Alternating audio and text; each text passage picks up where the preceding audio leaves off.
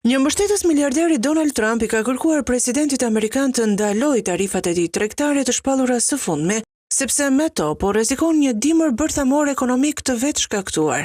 Me strazirave të tregqeve, miliarderi Bill Ackman tha se presidentit do t'i duhen 3 muaj për të lejuar vendet që të rinegociojnë marrëdhëniet e tyre tregtare me SBA-n. Në një postim në X të dielën, Ackman pranoi argumentin e Trumpit se sistemi I tregtisë globale kishte ndëshkuar SBA-n. Por shkroi ai, tarifat që Trump ka vendosur janë masive dhe jo proporcionale dhe nuk bëjnë dallim mes miqve dhe armiqve të Amerikës. Ackman, themeluesi miliarder I kompanisë së menaxhimit të fondeve të besimit Pershing Square, u bë një mbështetës I profilit të lartë të Donald Trumpit në korrik 2024. Ai kishte mbështetur më herët Partinë Demokratike dhe ndërhyrja e tij u pasi një mbështetje e rëndësishme elektorale nga bota e biznesit.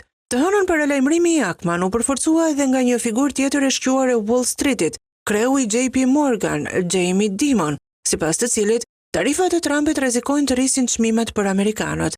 Në një letër drejtuar aksionerëve, Dimon tha se tarifat kaqjasa të rrisin inflacionin, po bëjnë që shumë njerëz të konsiderojnë një mundësi më të madhe të një recesioni.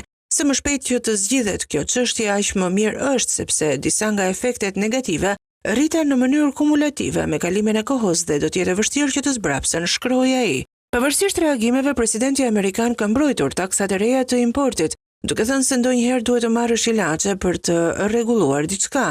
Ai thotë se masa do të nxjisë ekonominë amerikane, do të hap vende të reja pune e do të tërheqë investime, pavarësisht se njohësit e ekonomisë paralajmërojnë se çmimet mund të rriten për amerikanët, ndërkohë që do të shpërthejë dhe një luftë tregtare.